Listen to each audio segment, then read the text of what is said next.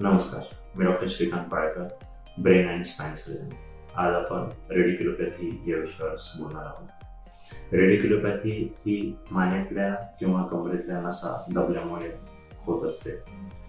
त्याच्यावर गादीचं सरकणं, नसांचं इरिटेशन, हाडांची ग्रोथ किंवा ट्युमर या गोष्टींमुळे रेडिक्युलोपॅथी होऊ शकते.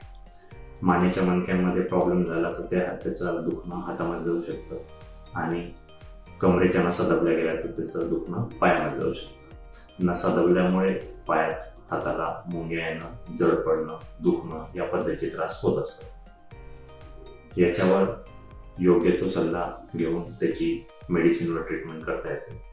त्रास अधिक असला तर काही वेळेस सर्जरीची पण गरज पडू शकते. बरेचसे पेशंट हे ऑपरेशन झाल्यानंतर पण सर्वसामान्य नॉर्मल आयुष्य जगू शकतात.